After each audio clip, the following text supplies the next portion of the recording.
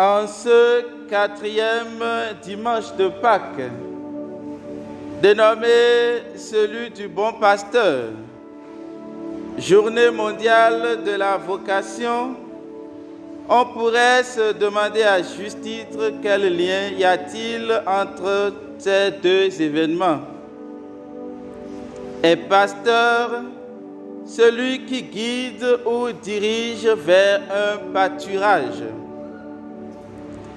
En se positionnant comme exemple à imiter pour aller vers le Père, Jésus nous trace un bon chemin qui fait systématiquement de lui un bon pasteur pour toutes les brebis engagées à sa suite. Il n'y a évidemment jamais de pasteur sans brebis. Sans de nobles vocations, l'être pasteur de Jésus serait inexistant. C'est parce qu'il y a des brebis que le Père lui a confiées qu'il se réclame pasteur et même bon pasteur. Ma méditation en ce jour particulier sera pour vous, personne mise à part, de répondre en nous-mêmes à la question « Qu'est-ce que je souffre à la suite du Christ ?» C'est bien à cela que vous avez été appelés, puisque le Christ lui-même a souffert pour vous et vous a laissé son exemple afin que vous suiviez cette trace. 1 Pierre 2, verset 21. On se demanderait qu'est-ce qui a fait la coïncidence que des couples se réunissent au jour où on célèbre la vocation. Parce que généralement, quand on parle de vocation, on ne pense qu'aux personnes en robe ou aux personnes faisant une consécration particulière. Mais nous oublions toujours que la vocation est d'abord familiale. Quand il m'arrive d'écouter souvent les couples qui pensent que ma vie est meilleure et que pour eux n'est pas meilleure, je souris et je dis intérieurement à Torodengue Foumalike. Le singe transpire, ce sont ces poils qui empêchent de constater. La vocation, c'est là où tu es heureux. Si c'est dans le mariage que tu te vois heureux, c'est là où le Seigneur t'appelle. Si c'est dans les cloîtres que tu te vois heureux, c'est là où le Seigneur t'appelle. Donc ce n'est pas là où il n'y a pas de difficulté. C'est là où tu es plus à l'aise. Et quand tu regardes les autres, tu te dis, en tout cas là où je suis là, je ne peux pas quitter ici pour ailleurs. Et donc, quand nous parlons de vocation, là où vous êtes aussi est une vocation. C'est un sacerdoce. Supporter l'humeur de quelqu'un qui est à côté de toi dans un contrat à durée indéterminée n'est pas toujours amusant. Donc, c'est aussi une vocation. C'est avant tout une vocation à soigner et à chérir. Le Christ que nous suivons donc ne se déplaçait pas nu. Sa tunique était même sans couture et on a dû la tirer au sort. C'est pour dire que ça avait de la valeur. Il participait aux grandes festivités. Jésus est toujours présent aux grandes fêtes, dégustant les bons repas, jusqu'à ce qu'on l'a surnommé glouton, contrairement à Jean-Baptiste. Judas avait en charge la caisse commune. Jésus allait dans les synagogues pour enseigner et était appelé Rabbi, un titre juif réservé aux influents. Notre modèle donc n'est pas un désœuvré, mais un détaché. Néanmoins, il nous a assuré que comme lui, nous avons à souffrir. Il s'est donc présenté en une référence de souffrance, malgré tout ce qui vient d'être mentionné à son actif.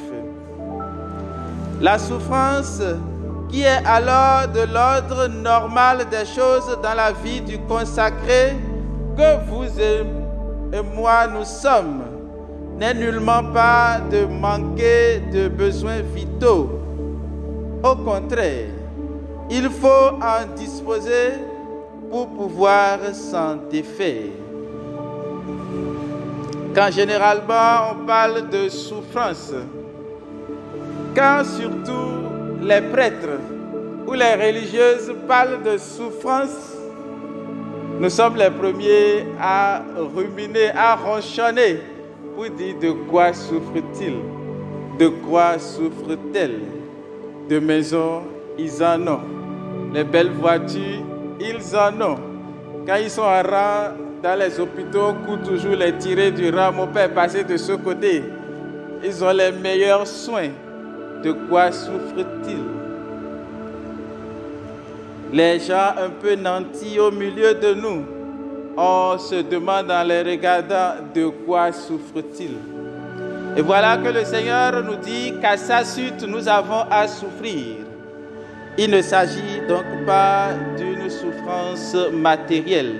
D'ailleurs, il a lutté contre cela et il nous invite à prendre possession de la terre, à la dominer et à la soumettre, à donc lutter contre le manque physique, le manque qui déshonore l'humanité. Répondre à la question de la souffrance de celui qui est à la suite du Christ revient à répondre à la question de quoi le Christ a-t-il vraiment souffert. Parce que vous et moi, autant que nous sommes, nous souffrons d'une façon ou d'une autre chaque fois que nous nous déclarons pour ce Christ qui nous a tant aimés. La réponse se trouve dans cette phrase de Gethsémani. Père, si cette coupe pouvait passer loin de moi, cependant que ce ne soit pas ma volonté mais la tienne. Confère Jean 22, verset 42. Remettre sa volonté entre les mains du Père, incarné dans mon semblable, malgré tout ce qu'on pourrait avoir comme potentialité, comme possibilité, comme capacité, comme force, comme expérience ou comme atout, est un acte de foi. C'est ce que désire le verbe se convertir, se détourner d'eux. La conversion est ce que Dieu attend de tout chrétien, mais plus encore du chrétien privilégié que tu es, que je suis, que nous sommes dans la suite du Christ. C'est bien à cela que vous avez été appelés, puisque le Christ lui-même a souffert pour vous et vous a laissé son exemple afin que vous suiviez ses traces. À l'école des Actes des Apôtres, dans la première lecture de ce jour, nous pouvons constater les étapes de cette conversion. Elle est un acte quotidien et débute par une question primordiale. Frères, que devons-nous faire? Dirent les auditeurs à Pierre et aux autres. Acte 2, 37. Il faut obligatoirement une consigne, une directive à suivre. Pierre, par d'autres paroles encore, les exhortait afin que la consigne soit bien comprise et enregistrée. Et enfin, sa mise en exécution, acte 2, 41. Alors ceux qui avaient accueilli la parole de Pierre se firent baptiser. Faire la volonté de Dieu se décline donc en 3 étapes, à savoir la disponibilité à recevoir de Dieu par qui il veut, disponibilité à comprendre la consigne par les yeux de la foi, et enfin la mise en application qui n'est qu'une conséquence directe. Faire la volonté de Dieu revient à faire le bien, quel que soit ce qu'il coûte, pour le salut de tous. Le Christ, modèle par excellence, n'a pas craint de mourir pour le bien de tous. Qu'est-ce que tu souffres? Le chrétien est un autre Christ pour le monde. Que peut-il donc souffrir jusqu'à dépasser la réalité de celui qu'il suit? Le Christ n'est pas plus grand que son maître. Le disciple, du moins, n'est pas plus grand que son maître. C'est l'anecdote de ce couple dans lequel, ce n'est pas votre cas ici, dans lequel la femme est vraiment tout feu, toute flamme. Et dans le quartier, on l'avait surnommée Mamie Kérosine. Mais il s'est fait que l'homme se déplace toujours avec la photo de la dame dans son porte-monnaie. Alors un jour, la dame a découvert que dans le porte-monnaie de son mari, il y a sa photo. Alors elle dit, on passe tout le temps à se chamailler. Et tu te déplaces avec ma photo. Je fais même ton orgueil en ville. Et à la maison, tu es en train de me bouder et on ne s'entend jamais. Et tu me fais croire que je suis inutile dans ta vie. Et à l'homme de répondre, tu es très utile dans ma vie. Très, très utile. Parce que quand je suis en ville et quelqu'un me cherche querelle, j'ouvre mon porte-monnaie, je regarde ta photo et je dis, qu'est-ce qu'il y aura encore dans ma vie et qui va dépasser ça là que je transporte. Et quand je dis ça, je ferme mon porte-monnaie, je présente même mes excuses à la personne, je continue mon chemin. Donc en ville, là, tout le monde m'appelle le Pacifique, grâce à toi.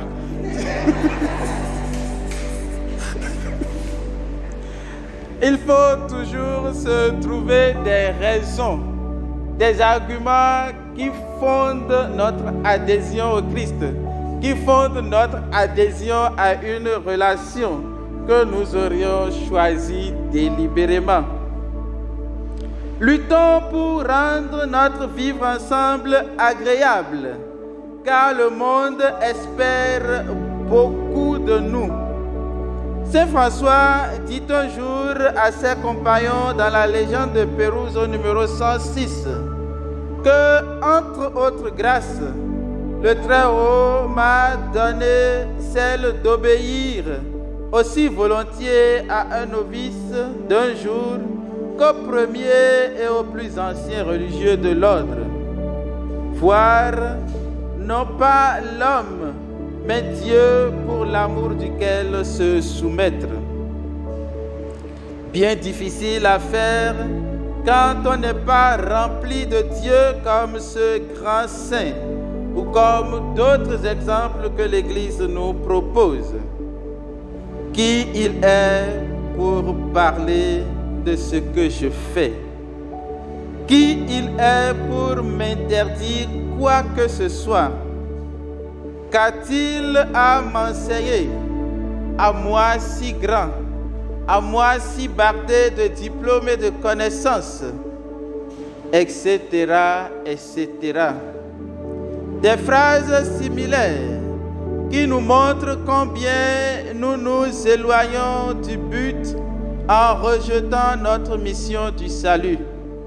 La flagellation, la crucifixion et les injures n'étaient pas la vraie souffrance de Jésus.